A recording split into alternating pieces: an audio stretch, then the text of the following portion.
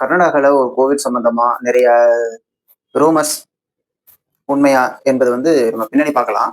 But இப்போ என்ன சொல்லியிருக்காங்கன்னா, அந்த சம்பவத்த பத்தி யாருமே சோசியல் மீடியாவும் சரி, எந்த நியூஸ் சேனலுமே சரி, யாருமே ரிப்போர்ட்டும் சரி, எதுவுமே பண்ணக்கூடாது அப்படின்னு சொல்லி ஹேக் ஆர்டர் வாங்கியிருக்காங்க.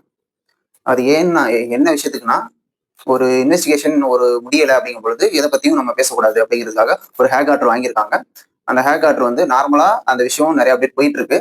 இப்ப அந்த கோவில பத்தி பேசக்கூடாது, அது சம்மந்தப்பட்ட எதையும் பேசக்கூடாது அப்படின்னு சொல்லி ஹேக் ஆர்டர் வாங்குனதுனால, நம்மளும் அத பத்தி பேசல.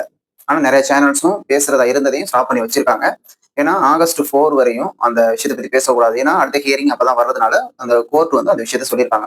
ஆகஸ்ட் 4 வரையும் இந்த விஷயத்த பத்தி யாருமே பேசக்கூடாது அப்படின்னு சொல்லி ஹேக் ஆர்டர் வாங்கியிருக்காங்க.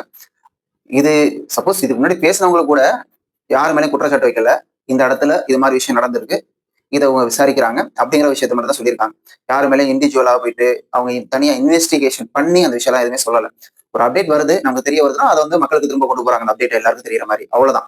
இது தனியா ஒரு தனி நபர் அந்த குற்றச்சாட்டுற மாரி எதுவுமே இல்ல. பட் இருந்தாலும் கோர்ட் ஒரு விஷயத்த சொல்லியிருக்காங்க. அதனால எல்லாருமே ஃபாலோ பண்ணணும்னு நெனைக்கிறாங்க. அதே தான் நம்மளும் சொல்றோம்.